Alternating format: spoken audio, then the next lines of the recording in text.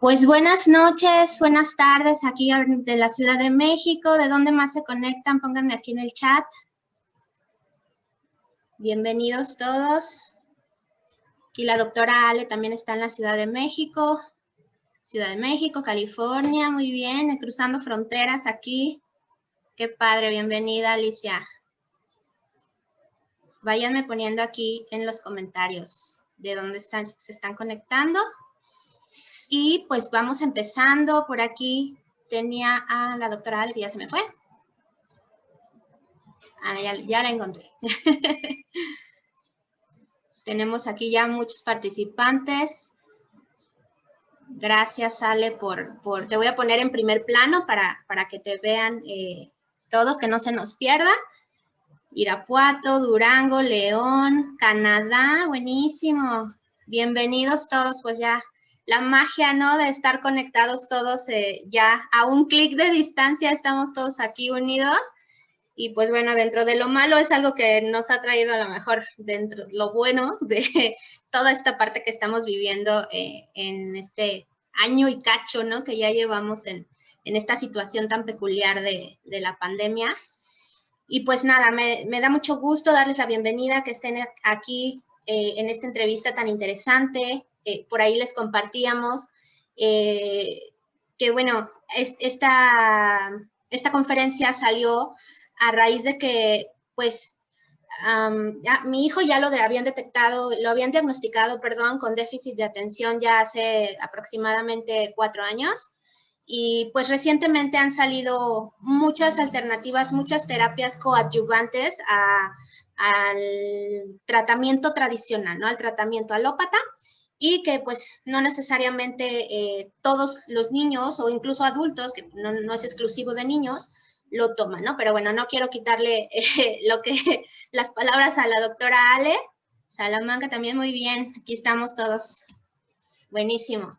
Entonces, pues bueno, les presento entonces y le doy la bienvenida y le agradezco muchísimo a la doctora Ale que esté aquí con nosotros compartiendo toda su experiencia como neuróloga. Bueno, ella es especialista en neurología, en neurofisiología clínica, y además es health coach especializada en salud digestiva y preparación de terapias alternativas y complementarias. Entonces, ese currículum en un médico, a mí la verdad es que me llama mucho la atención, ¿no? Es algo muy curioso que ya los médicos se están abriendo a otras cosas, ¿no? Y que no necesariamente lo que ellos han aprendido en su escuela hace cierta cantidad de años, sino que han ido todavía evolucionando, han ido estudiando más cosas. Y pues bueno, aquí tenemos a Ale. Bienvenida, Ale, y muchísimas gracias por estar aquí con nosotros. Muchas gracias por la invitación, Ale, y pues un gusto aquí compartir este tema que pues hay muchas cosas, ¿no? Que tenemos que tomar en cuenta y que cambiar la forma de ver este problema, vaya, que cada vez está siendo diagnosticado con más frecuencia.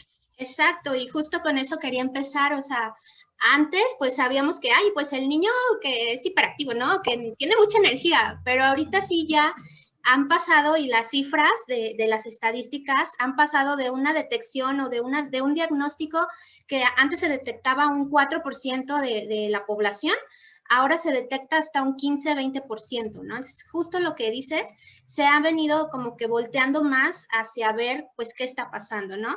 Y, pues, platícanos, Ale, de entrada, ¿qué es este trastorno por déficit de atención e hiperactividad? Bueno, puede ser con o sin hiperactividad. No todos los niños tienen hiperactividad, aunque suele ser lo que aparentemente es más notorio, ¿no? Ahora sí que los ajustes que tenemos que hacer en nuestra vida como adultos cuando hay un niño demasiado activo. Pero básicamente el punto central es el déficit de atención, en donde hay una falta, pues, de capacidad, digamos, de mantener una atención adecuada para que se lleven a cabo procesos. Sobre todo se nota en los procesos de aprendizaje, ¿no? Es donde es más notorio. Hay un documento que existe desde hace muchos años, que es se abrevia como DSM, que empezó desde la parte de la psiquiatría a hacerse, es como un manual donde se establecen por consensos y se van haciendo revisiones, ya vamos en la quinta edición, que es el DSM-5 ahorita, Okay. que en esos se hacen, digamos que se hacen como reuniones, ¿no? Y juntas de consejo para evaluar que la enfermedad que se evalúa en el momento, pues debe cumplir ciertos criterios, ¿no? No voy a entrar en esos criterios, finalmente esos los puede evaluar, pues, quien exactamente lo evalúa es un neuropediatra, un psicólogo, ¿no? Que son los que están, suelen estar más preparados, ¿no? Psicólogos que específicamente se dedican a niños o neuropsicólogos, conocen esos criterios, que hay que ver si cumple o no cumple lo suficientes como para decir que tiene un déficit de atención. Ok. Y por ejemplo, digo, sé que son muchos criterios. A mí me hicieron un cuestionario como de 30 preguntas. Entonces, Sí. ¿tú qué dirías si, por ejemplo, como nosotros como papás o las personas que están a cargo de los pequeños, ¿cuáles serían a tu criterio como que los focos rojos, ¿no?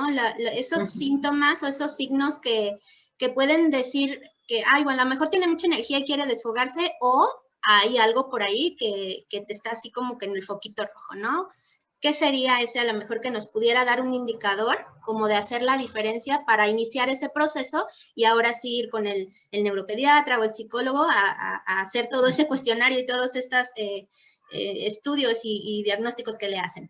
Sí, sí, sobre todo pues es importante porque a veces se confluyen otros problemas que se tienen que por eso hacer estudios y en primer lugar pues ver si no se trata de otra cosa, como de epilepsia, por ejemplo, ¿no? Okay. Porque la epilepsia, sobre todo en las clásicas crisis de ausencia, que hay crisis que se les llama de ausencia, pero finalmente son de desconexión, ¿no? En donde el niño por segundos, en las de ausencia, por segundos, a veces 2 o 3, el niño se desconecta, entonces se corta el proceso de lo que esté haciendo en ese momento, ¿no? Entonces, te digo que sobre todo se nota en el área de escolar, porque es en donde hay una necesidad de que haya una atención para poder hacer el proceso de aprendizaje, ¿no? Entonces ahí vamos a notar que el niño incluso puede estar quietecito, puede estar aparentemente atento, pero no termina de elaborar, sea la escritura, sea el seguimiento de un enunciado, por ejemplo, si hablamos de niños que apenas están iniciando la primaria, que es donde más se nota, ¿no? O pues en las operaciones matemáticas también, ¿no? Generalmente, a veces, o sea, no necesariamente puede haber procesos asociados en el lenguaje, ¿no? En que no elaboran bien el lenguaje en alguna, en cuanto a elaborar completo el enunciado de acuerdo a su edad. Siempre, por eso te digo, la evaluación es compleja, pero siempre, digo, hay un margen de maduración en los niños, ¿no? Y a veces, pues, aprendemos teniendo un hijo y otro y lo usamos de referencia, cosa que no es muy bueno, pero sí tenemos que estar muy atentos porque aparte esa intuición de mamá que dicen, aquí como que algo no me checa, ¿no? De que lo ves lento, como si estuviera lento, o como cuando son inquietos y tienen hiperactividad, que eso, o sea, como si nunca se le acabara la cuerda, ¿no?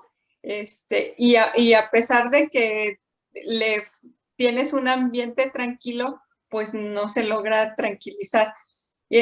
Esta parte de la hiperactividad ahí es como más notorio porque siempre pensamos que por eso no ponen atención, pero a veces como no se da el proceso, se ponen inquietos y entonces pierden la atención.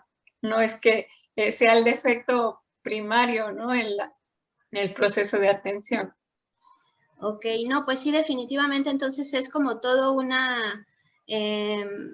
proceso muy integral, ¿no? Porque, por ejemplo, yo empecé con un psicólogo y posteriormente con el pediatra y posteriormente con el neurólogo y así, ¿no? Se ha ido como que conjuntando todo ese tratamiento, todos esos pasos que debemos de seguir.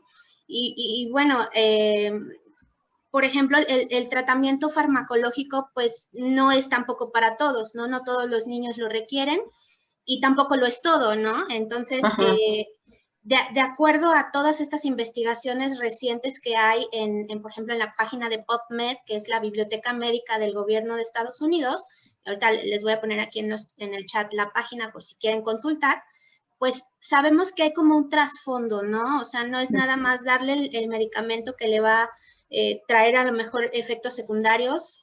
Bueno, en este caso, no sé si alguien por aquí, si gustan comentarnos, si alguien tiene en su familia alguien con déficit de atención que tenga medicamento, pues nos comentan los médicos que les quita el hambre, pues que les da sueño y al final de cuentas tienen efectos secundarios, ¿no? Sí. Entonces, pues ese tratamiento no lo es todo y hay otras cosas que van como a otros trasfondos, ¿no, Ale?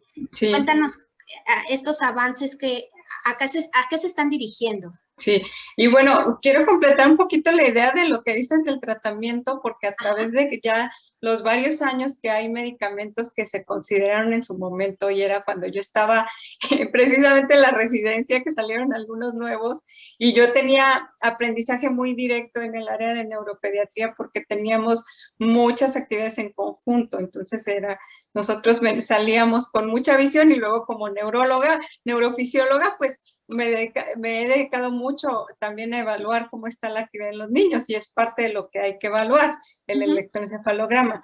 Y lo que se ha visto en el largo plazo, no solo en el corto, ya todo ese tiempo que pasó ya dio oportunidad de ver a largo plazo que pueda haber consecuencias serias a nivel de la función cerebral por el uso de los medicamentos. Okay.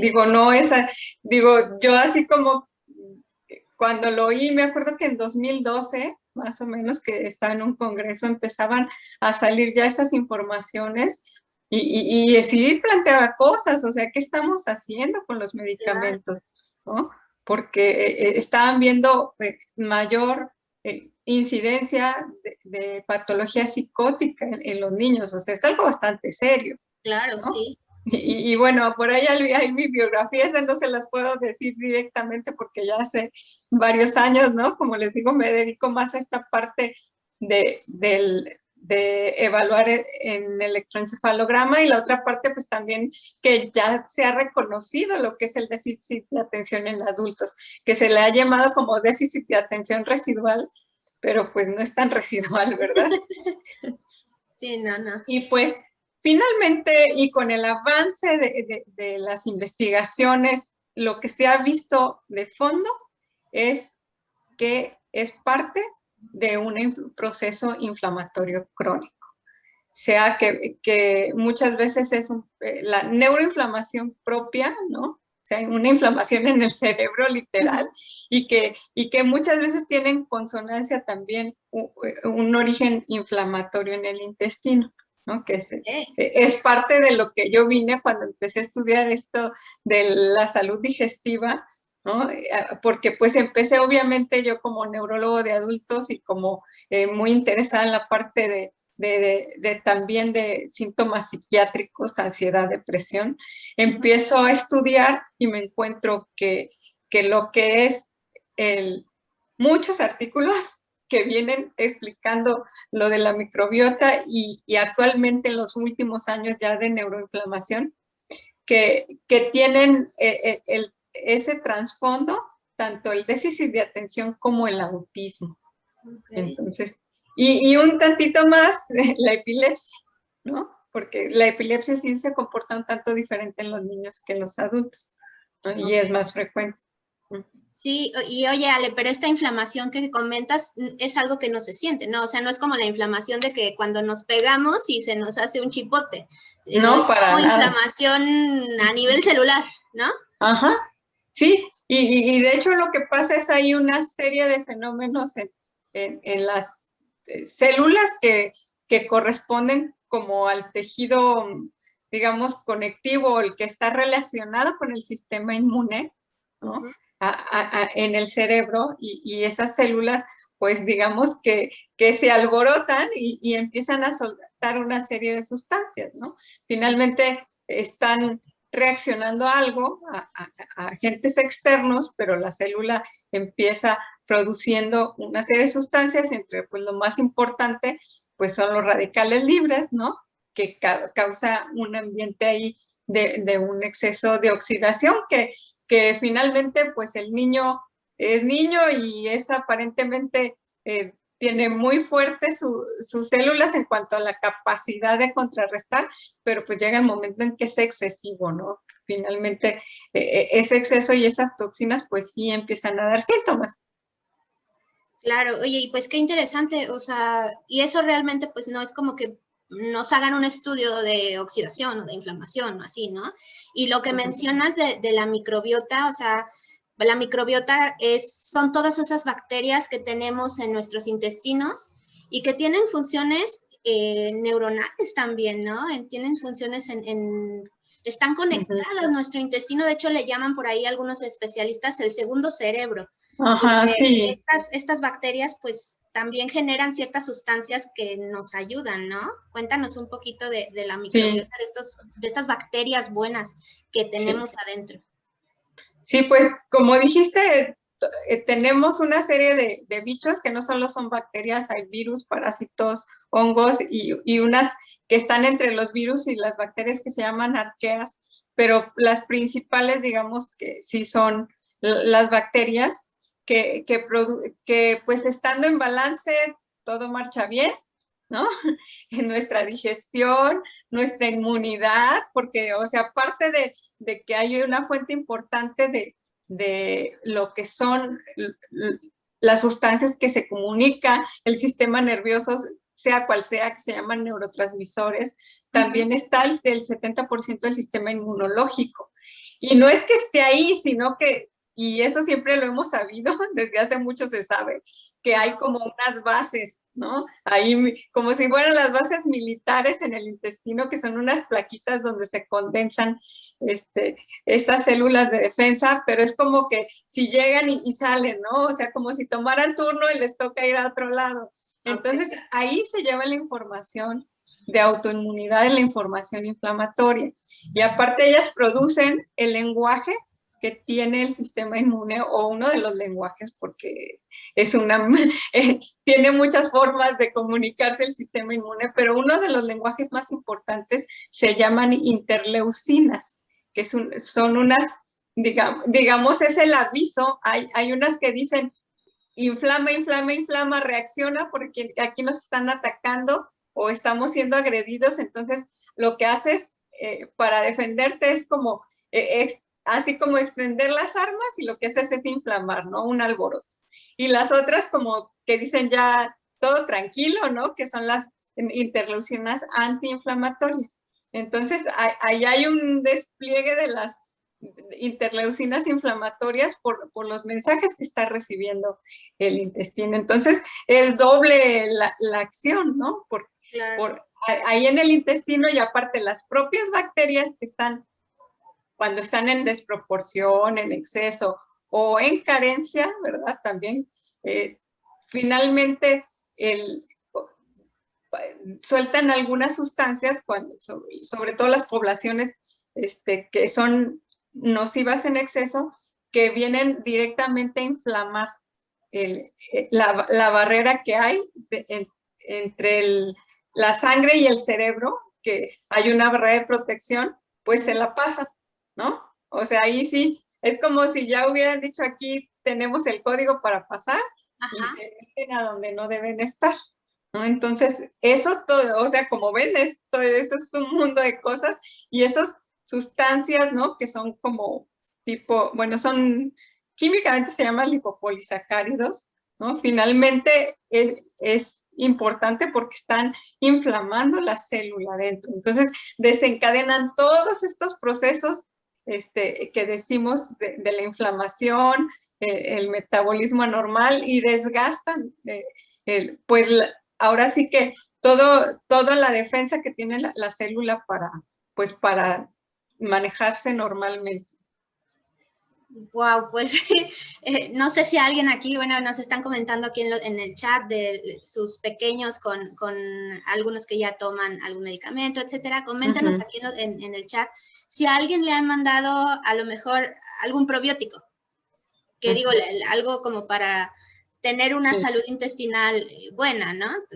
Porque mi siguiente pregunta, Ale, es si, ok, sabemos ya que todos estos procesos inflamatorios, procesos oxidativos, procesos de lo que le llaman disbiosis en esta parte de la microbiota, que es los microorganismos que viven adentro de nuestro intestino, si esas son las evidencias que han visto ahora actualmente los médicos, ¿qué alternativas tenemos para contrarrestar esas partes, ¿no? ¿Qué podemos hacer para atacar eso, esa situación de oxidación, de inflamación, de disbiosis?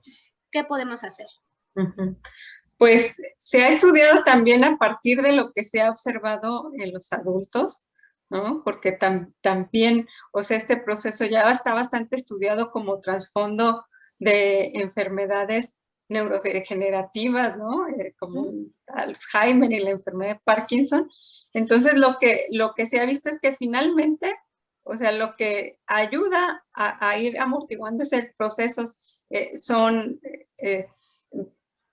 que se activen las enzimas que tienen ese poder de mover los radicales libres, ¿no? Y una de las vías, pues, de la vía NRF2, ¿no? Que es muy importante porque es una vía en donde hay comunicación, ¿no? Entre el núcleo, que es el que se está como fijando y produciendo lo que sirve para que la célula funcione bien. Entonces, esta es una vía. Y la otra vía que sirve es bueno, lo que son los omega 3, que tienen un efecto ahí importante de frenar la inflamación.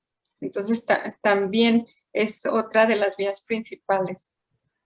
Ok, y bueno, ¿será que el día de hoy podemos llegar a la farmacia y decir, oiga, quiero algo que encienda el NRF2 o algo que me ayude con el NRF2 o algo que me ayude contra la inflamación celular? ¿Qué alternativas tenemos? Bueno, ya nos mencionaste aquí los omegas son ampliamente conocidos, tanto podemos consumirlos de la dieta o podemos suplementarlos de alguna manera. Hay que tener mucho cuidado nada más porque los omegas son susceptibles a estar contaminados con mercurio. Entonces, pues bueno, no queremos agregar más toxinas al cuerpo con un suplemento que no sabemos ni de dónde venga, ¿no? O sea, de qué pescado salió, quién sabe, o de qué planta salió, no lo sé. Entonces, sí, mi recomendación, no les platiqué de mí, yo soy ingeniera en alimentos, entonces sí me dedico mucho a verificar la calidad de los productos que hay en el mercado, ¿no? Entonces, la sugerencia en el omega es ese, buscar uno que sea limpio, ¿no? Y con respecto al NRF2 o algo ¿qué alternativas tenemos? Actualmente, ¿existen activadores de estas vías metabólicas? Sí, pues ahora sí que ya hay. Existen todavía algunos que así a nivel de industria farmacéutica que tienen precios muy elevados, que se usan para unas cuantas cosas, no están probados, pero tenemos ya aquí una ventaja de la parte que a mí me encanta, porque me encanta la fitoterapia, la aromaterapia, ¿no? Entonces, tenemos un activador que, pues, para mí ha sido importante conocerlo porque estoy muy enfocada en esta parte de ir a la raíz de las enfermedades crónicas, que es el Protandim NRF2. Entonces, realmente es algo que sí va a eso. Y ahorita quiero ampliar un poquito esto que comentabas de los metales pesados, porque parte del trasfondo que se está encontrando son también el exceso de metales pesados. Y la parte difícil de esto es que, o sea, dice, los niños sí están chiquitos y llevan poco expuestos, pero el asunto es que lo que se ha visto es que también se transfiere carga de la mamá al bebé de metales pesados y la mamá ya tiene un exceso. Entonces eso ha sido parte como de lo que ya está sembrado ahí para que a un niño, sin otra cosa mayor que haya pasado en su vida, pues, se favorezca un problema de este tipo, ¿no? Entonces, aquí tenemos que que finalmente los metales pesados sí juegan un papel importante, entonces sí es importante fijarse en qué está consumiendo uno, pero la buena noticia es que también en lo que hace la activación del NRF2 es que también es capaz de remover metales pesados. Entonces, ahí sería pues una ventaja, ¿no? También que puede favorecer esta remoción.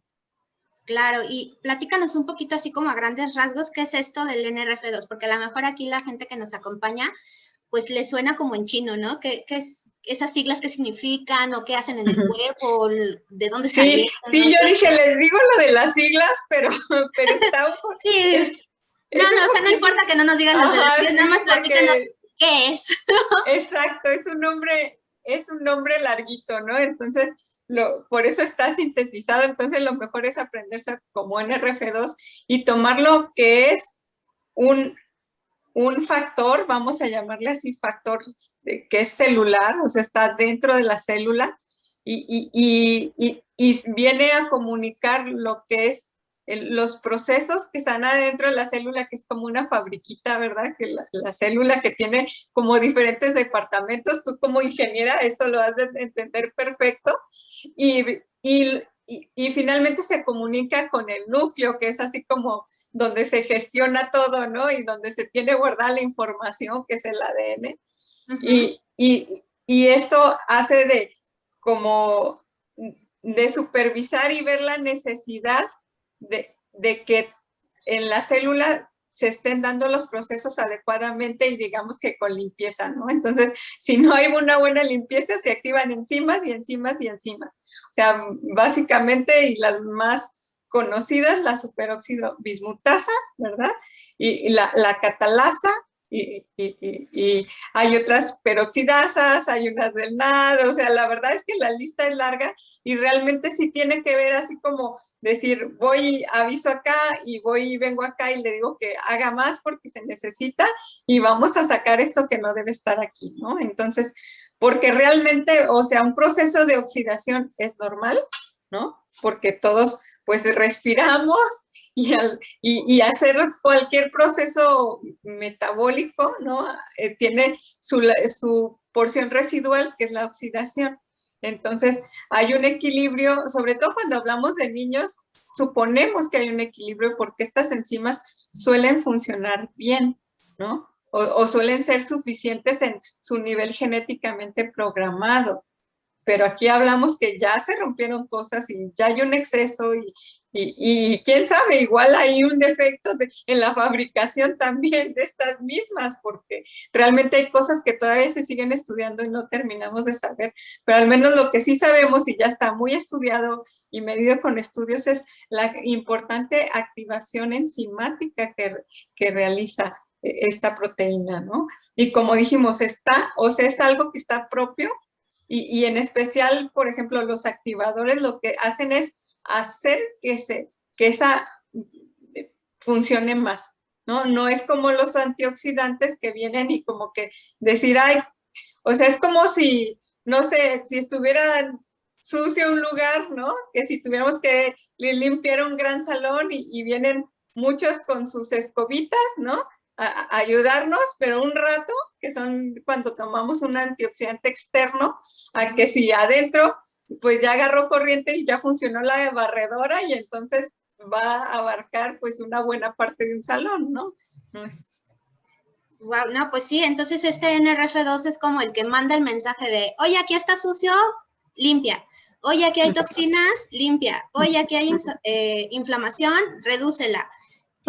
Y esto, pues, por lo que entiendo, está pagado a partir de los 20 años, ¿no? Entonces, y bueno, en el caso de los niños con TDAH, pues quizás está pagado también, ¿no? Porque hay estudios donde se verifica que estas enzimas antioxidantes que tú mencionas, la catalasa, superóxido dismutasa, están disminuidas en su sangre. Entonces, sí es importante buscar esa manera de sí darle su tratamiento si el médico lo indicó, pero buscar también la manera de reducir esa inflamación, que es una de las causas raíz, no nada más del déficit de atención, sino de más de 250 enfermedades crónico-degenerativas. Entonces, qué importante, Ale, de verdad, que tengamos esta información y que podamos compartirla porque, pues ciertamente, como te decía hace rato, no podemos llegar a la farmacia o a un súper o a alguna tienda de suplementos o algo y decir, oye, pues quiero algo que me active el NRF2 porque no lo conocen, Sí, no no, lo no hay. hay, no. Entonces, Dice, no, realmente, eso no existe. Y sí ajá, existe, ¿no? Pero sí, sí, que no lo conozcan no quiere decir que no exista, ¿no? Y pues a mí me pasó a mi hijo le hicieron una cirugía fetal cuando, o sea, una cirugía dentro del vientre y muchos ginecólogos me dijeron que eso no existía. Y el ginecólogo que lo hizo, pues sí existe, obviamente, ¿no? Mi hijo ahorita tiene 9 años, pero pues necesariamente hay que saber, ¿no? Hay que buscar, hay que investigar y no cerrarnos nada más a lo que con todo respeto los médicos saben, pero pues como vemos, la medicina va avanzando, todas las investigaciones van avanzando, se está tendiendo a buscar las causas raíces, ¿no? En vez de como que tapar los hoyos o apagar los fuegos, pues mejor ver qué podemos hacer desde raíz, ¿no? Y pues bueno, actualmente hay terapias, como dice Ale, que activan este NRF2, esta proteína, por medio de nutrigenómica. Y bueno, ¿qué es eso de la nutrigenómica, Ale? Platícanos un poquito a grandes rasgos, ¿cómo va de la mano con la activación NRF2? sí, pues básicamente veamos la nutrigenómica como nutrir a los genes. Y esto es que vamos a reforzar esa parte para que se mantengan en la mejor condición y que los que pueden resultar o que viene información como para codificar una enfermedad permanezcan tranquilos, ¿no? Así en resumidas cuentas. Y esto pues nos lleva a otro panorama de la salud definitivamente, porque no es así como nada más de que este es un estudio genético y entonces, ¿qué, no? Porque realmente hay muchas cosas que podemos hacer por nuestra salud, pero en este mundo que vivimos ahorita y sobre todo los que estamos en ciudades y en ciudades medianamente grandes o aunque no sean tan grandes, que tienen un índice alto de contaminación, como las que tienen refinerías, digo. Yo también viví en el Bajío, ¿verdad? Unos meses, entonces sé ahí las problemáticas que puede haber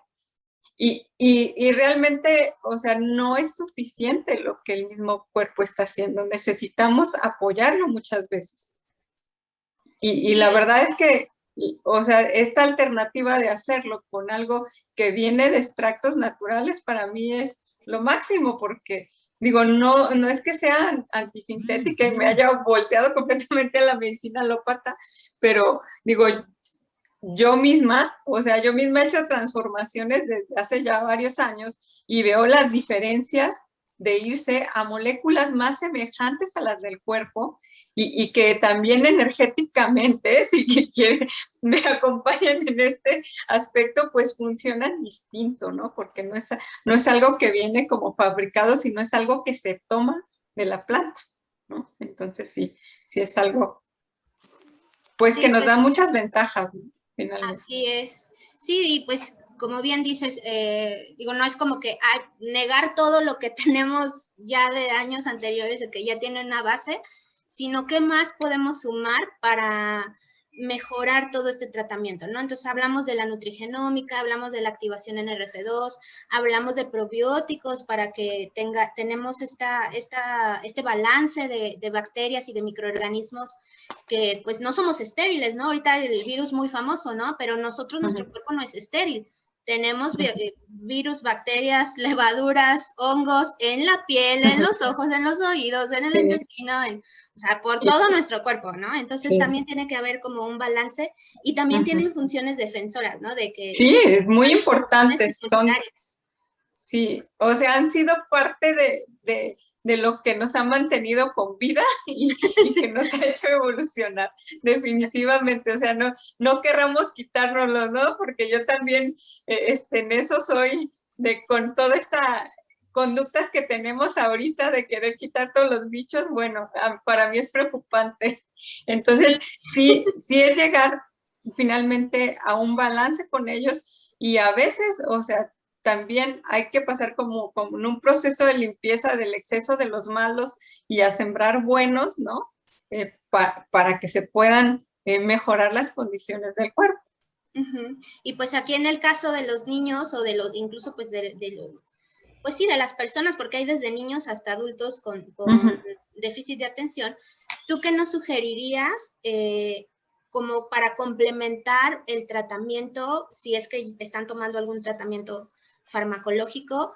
¿Qué otras alternativas hay? O sea, hasta ya nos hablabas tú de la nutrigenómica, pero también hay, habíamos estado platicando un poquito de terapias de las emociones, del mindfulness, de los aromas, etcétera. ¿Qué más podemos hacer? Porque, como bien decíamos, pues no es una sola cosa, ¿no? Es un todo. Y mientras más herramientas tengamos para ayudar a nuestros pequeños, pues mucho mejor. ¿Qué más hay, Ale? Sí, por un lado, pues puntualicemos en esto que tenemos esta gran ventaja de activar el NRF2, ¿no? Con la nutrigenómica, el usar omega 3 en niños, que sí es muy importante, y el rebalancear la microbiota, ¿no? Esos serían como los puntos que van como a lo más álgido, y la otra parte está en bajar toda la parte tóxica, ¿no? Que viene principalmente de la alimentación, que bueno, si alguien tiene así como más inquietudes de saber, pues ya me puede contactar aparte pues sí, o sea, realmente sí conozco alternativas muy buenas que les puede apoyar, y no es que se las dé yo, sino que los envío a quien es especialista en eso, ¿verdad? Quien está con todo eso. Y la parte precisamente de ayudar al niño a que maneje esos espacios, sus emociones, a que se balancee, que es una de las herramientas más poderosas es el mindfulness, y se pueden encontrar mindfulness para niños. La otra parte es esta parte por una parte que nos sirve para remover tóxicos y cambiar el ambiente, ¿no? Que para mí, que llevo ya varios años en la aromaterapia, pero aparte directamente provoca secreción de neurotransmisores. Entonces, esto realmente, o sea, es una buena alternativa. Cada vez hay más artículos también hay artículos de PubMed, déjenme decirles. Sí, yo claro. casi se los envío a mis compañeros cuando hablo de depresión y ansiedad, que fue como empecé buscándolos. Porque muchas veces los ven así como que hay los aromas, ¿no? Y realmente son moléculas con un efecto químico y con un efecto... que termine de esto de... Déjame sí, déjame ver aquí. Sí, es que se activó un audio. Sí, se activó un audio, les agradezco si apagan sus audios, por favor, para que no se escuche doble voz. Y decía, bueno, gracias. Que esto de los aceites esenciales realmente, o sea, tienen un efecto químico y tienen un efecto energético. Entonces, van a incidir positivamente, claro, que tienes que ir con alguien que sepa qué combinaciones y todo, y también o sea, saber guiar a la persona que si necesita algo como para inducir el sueño, para estar más tranquilo, obviamente para la concentración, o sea, funcionan de forma diferente los aceites, ¿no? Y algunos pues se pueden combinar, y en esa parte. Y la otra parte, que ahí sí yo se las voy a plantear, y yo lo he aprendido como mamá, ¿no? Cuando tenemos un hijo con un problema, pues finalmente esto nos saca canas verdes, dolores de cabeza, pero finalmente nos desafía y nos está moviendo a aprender. Entonces, aquí, o sea, yo creo que de las cosas que nos toca hacer es, primero, como adultos, también sanarnos a nosotros en el proceso, porque sanándonos a nosotros, sanamos a los niños. Y este sobrediagnóstico que hay en el déficit de atención es porque estamos ahorita todavía en la lucha de querer que los niños que nos obedezcan, o que si somos muy rígidos, ¿no? O que si somos muy laxos, pues esa falta de límites, ¿no? Entonces, podemos estar como adultos en uno u otro punto, pero estemos en cualquiera de los dos, nos toca aprender a irnos al punto medio, a verlos como personas que ya están en un tienen una forma diferente de ver el mundo, ¿no? Y nos toca aprender de ellos y nos toca hacer nuestros propios procesos para también ser unos mejores papás para ellos. Porque sí, ya nos llevan 3 kilómetros adelante. Sí, entonces, ya vienen revolucionados, sí, independientemente de cualquier otra condición, ¿no? Sí, no todo ya es déficit de atención. Para nosotros quisiéramos que estuvieran tranquilos, pero ya no. Entonces tenemos que ahí cambiar la perspectiva. Y sí es un trabajito, ¿eh? Sí es un trabajito, pero pues es empezarse a accionar en esa parte. Así es. Ay, Ale, pues la verdad es que qué buena información nos has dado el día de hoy. Ya vimos que en resumidas cuentas no es una sola cosa, hay que hacer un manejo integral, tanto en nosotros como papás, como en los pequeños, para salir adelante, ¿no? Porque sabemos que hay días en los que, híjole, ya no podemos más y ellos tampoco pueden más, están frustrados, ¿no? Están como que se traban en ese momento y ya no pueden avanzar y bueno, es difícil como papás y para ellos como niños, ¿no? Sí, de hecho, o sea, la parte más difícil, que es donde necesitamos ser muy atentos en el manejo emocional, es porque se ven diferentes a los otros niños, que no aprenden lo mismo. Los maestros tienen también mucho que aprender en este rubro porque empiezan como, ay, el que va mal, ay, yo tú siéntate.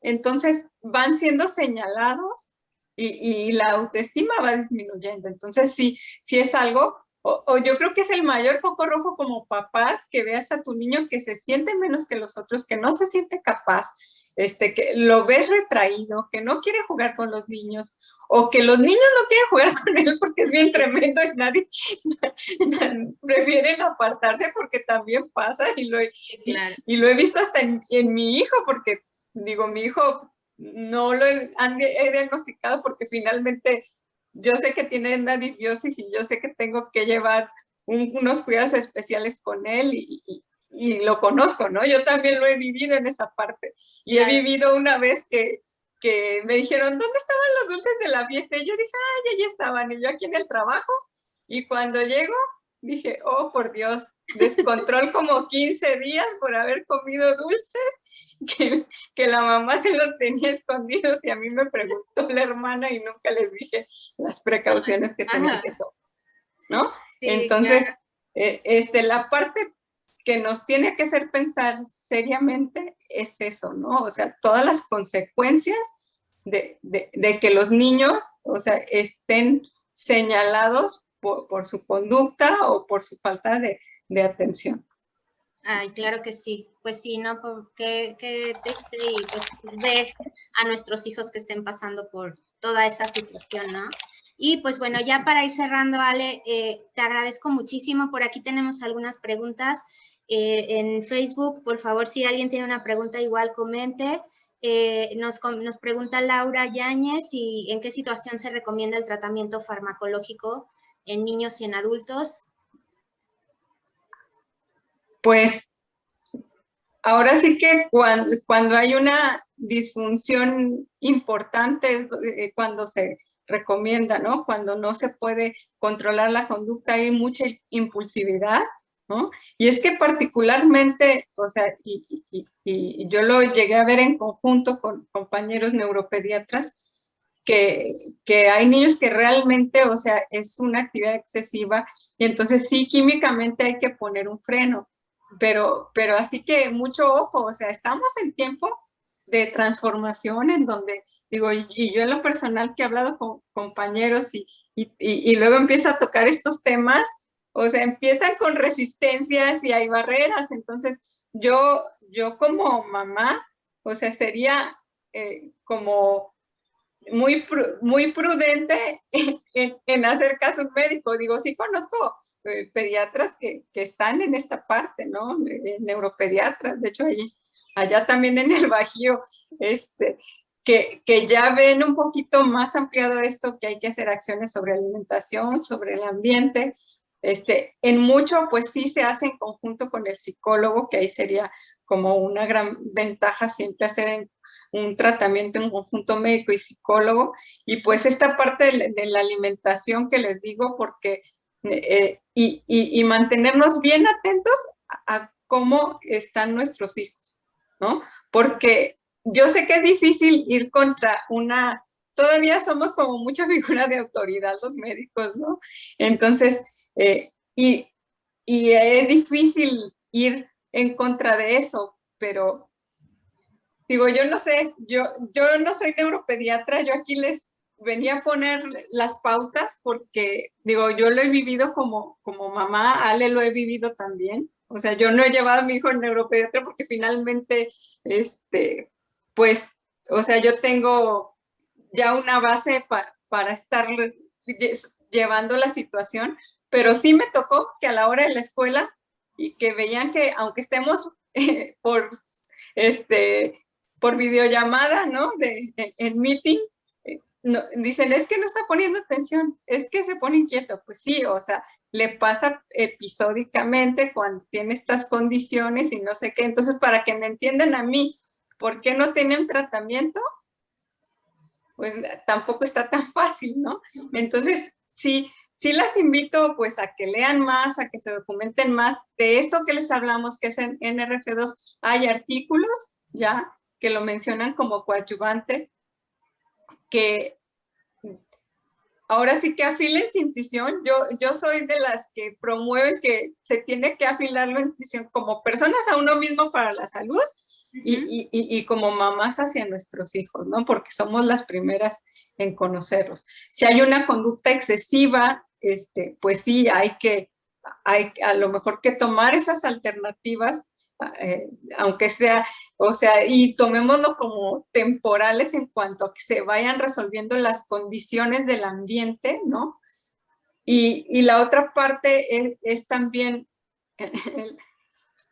es que me acaba de salir una pregunta que para un adulto que recomendaría, es que depende o sea, de la situación en particular, ¿no? Finalmente, o sea, se evalúan varias cosas. Yo sé que cada médico evalúa distinto, pero sí vamos a un tiempo en que tenemos que estar bien abiertos y formar nuestro criterio y ser conscientes que nuestra salud, o sea, la dirigimos nosotros.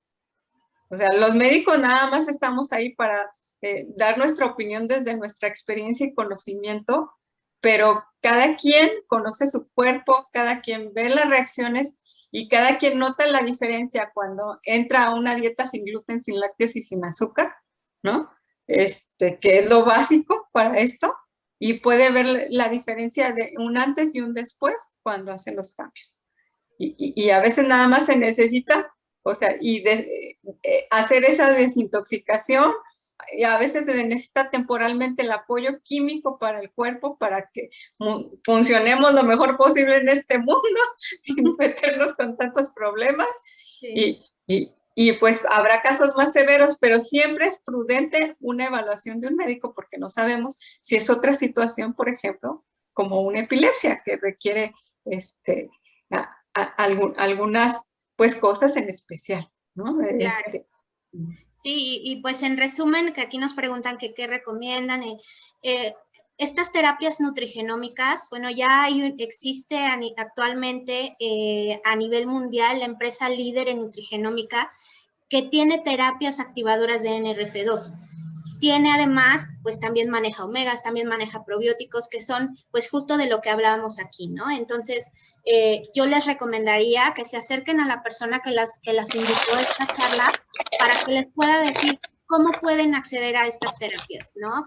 Porque realmente están accesibles a todo el mundo, casi que no importa si estás en Canadá, no importa si estás en California, no importa si estás aquí en México, tú puedes tener acceso a estas terapias. Entonces, puedes preguntar con toda la confianza a la persona que te invitó a esta charla y decirle, oye, estas terapias cómo son, platícame más, por favor, porque realmente esta información, como bien dice Ale, pues muchas veces los médicos no la tienen y pues nosotros cuando llegamos y le decimos al médico, es que, ¿qué tomo para activar mi NRF2? Pues a veces nos van a decir, ¿qué? Porque lo vieron quizás hace 20, 15 años y lo vieron de pasadita y ya ni se acuerdan, ¿no? Entonces, como bien dice Ale, tenemos que tomar también la salud en nuestras manos, ¿no? Nuestra alimentación, nuestro ejercicio, nuestro estilo de vida en cuanto a toxinas, como bien decías, ¿no? Todo lo que nos untamos, todo lo que echamos en el ambiente, porque eso al final eso es fundamental. lo respiramos, ¿no? Y lo respiran los Sí. niños, los adultos, incluso los Sí. animalitos, ¿no? Si tenemos perritos, gatitos, Sí. pues también nuestros animalitos se oxidan y también pasan por procesos inflamatorios y también hay activación en NRF2 para los perritos, ¿no? Porque al Sí. final de cuentas son mamíferos y todos los mamíferos tenemos esta proteína del NRF2, ¿no? Entonces, sí, definitivamente NRF2, los omegas, probióticos y bueno, lo que comentaba Ale también de la aromaterapia, que bueno, platíquenme aquí, así como a raíz de ejercicio rápidamente, cuando uno huele algo, se nos enciende ese recuerdo, ¿no? Porque los aromas también, como bien decía Ale, generan y encienden estos neurotransmisores, ¿no? Entonces, cuando hueles, así, ay, huele como a mi abuelita, me acuerdo cuando estaba en la cocina y hacía el pastel, ¿no? O huele como a las flores de mi casa y pues eso te genera placer, te genera alegría y todo esto pues también es una buena alternativa. Entonces, pues bueno, Laura, por aquí, sí, claro, consulta con la persona que te invitó a esta charla para que te diga cómo más y con toda confianza aquí estamos la doctora Ale o yo para platicarles un poco más de qué es esto, qué es esta tecnología, qué son estas terapias, cómo funcionan, de qué están hechas, etcétera, y pues cómo pueden ustedes tener acceso a ellas, ¿no? Y pues bueno, yo con esto cierro, Ale, la verdad te agradezco muchísimo toda esta súper información tan valiosa que nos has compartido el día de hoy y les agradezco también a todos los que nos han acompañado esta tarde y de verdad, si tienen alguna pregunta, con toda confianza nos pueden contactar a través de la persona que los invitó a esta charla. Y pues nada, yo les deseo una buena noche, espero que todos se encuentren bien en sus casas, sus familias y les mando un abrazo. Cuídense mucho todos y gracias por estar aquí. Gracias, Ale. Muchas gracias. Adiós. Que tengan bonita tarde. Bye. Bye.